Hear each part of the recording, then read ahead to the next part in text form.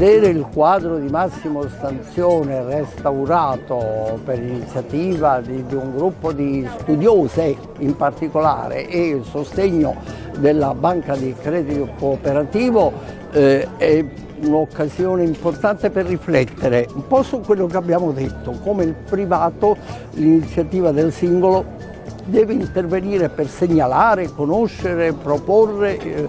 operazioni del genere.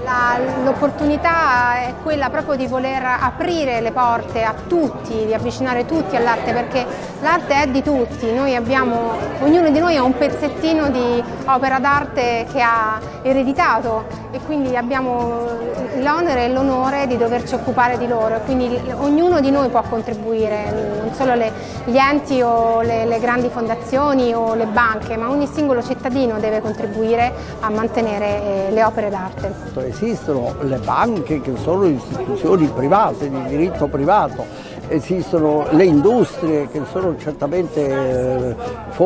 parti del privato, ma specialmente queste figure più complesse hanno dei doveri verso la comunità, e uno dei doveri è proprio quello di assistere la società nei bisogni educativi, quindi per la scuola, per i giovani eccetera, e per il patrimonio d'arte. In Italia è una carta talmente importante, primaria, il patrimonio d'arte, che essere indifferenti rappresenterebbe una colpa.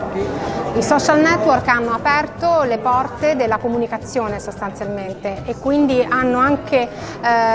fatto aprire la mente ai direttori dei vari musei, perché prima, fino a qualche tempo fa, il museo era visto come un edificio chiuso dove quasi avvicinarsi o entrare metteva forse timore. Invece i social network hanno dato la possibilità di far entrare i musei nelle case, e quindi ad avere meno paura, perché si conosce già che cosa contengono, però vederli dal vivo è un'esperienza che nessun social network, nessuna televisione, nessuna radio può trasmettere se non gli occhi, e chi non ha gli occhi comunque qualche altro senso sviluppato può sicuramente approcciare l'arte direttamente in maniera diversa. Dire che con la cultura non si mangia significa enunciare un principio da sciocchi, da ignoranti, nel senso di non conoscitori di quello che è l'organizzazione della vita in una qualsiasi comunità. La crisi va vista, secondo me, come un punto di forza, non un punto di debolezza, perché aguzza l'ingegno. Dalla crisi ci si può solo che rialzare attraverso la creatività.